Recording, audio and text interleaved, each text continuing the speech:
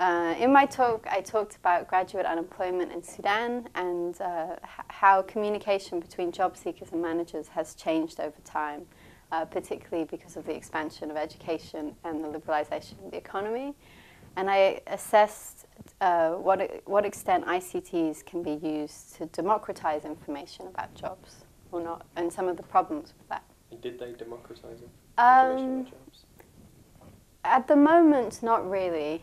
Partly because Sudan has developed sort of stronger ties in terms of the people that tell you about jobs.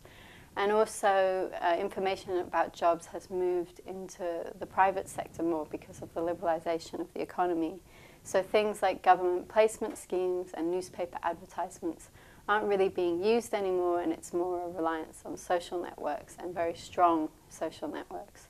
So basically there's an inability for people to want to share information, both in terms of managers not wanting to be bombarded with lots of applicants from graduates, and also job seekers seeing information about jobs as very precious and therefore not wanting to tell people about it widely.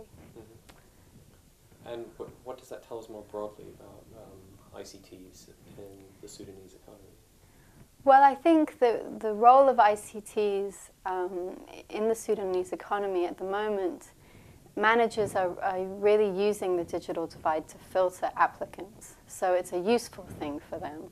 And because there is sort of restricted access to the internet, those people who speak better English or have are wealthier or have transnational experience are particularly more likely to use the internet than others. So by putting information on the internet, it's not necessarily making it more democratic or accessible, but it's actually making it more filtered. And I would imagine as more people log on to the internet, that managers will find other ways to filter that applicant pool. Tell me about social ties. Okay, so I think probably the problem with attributing too much hope for looking at ICTs in the context of unemployment in a place like Sudan or perhaps in Egypt is the fact that the ICTs tend to speed up information through weak ties. So if we think about Facebook or Twitter, it allows us to sustain relationships with people we don't know very well. And so therefore, when we hear about something, we can spread it quickly. But when it comes to information about jobs, because it's so precious, they go through strong ties. So in that sense, ICTs can't really harness the power of weak ties for information about jobs. But it's also important to bear in mind that strong ties in Sudan isn't something that comes from the past. It's not a traditional social structure, but it's something very modern.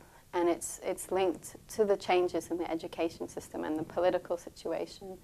And wasta, the Arabic word for intermediation, so strong ties, is something that's happening throughout the Arab world.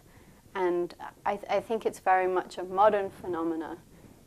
It's moved out of patronage with the state into patronage in the private sector. And that kind of patronage is much more private and socialized.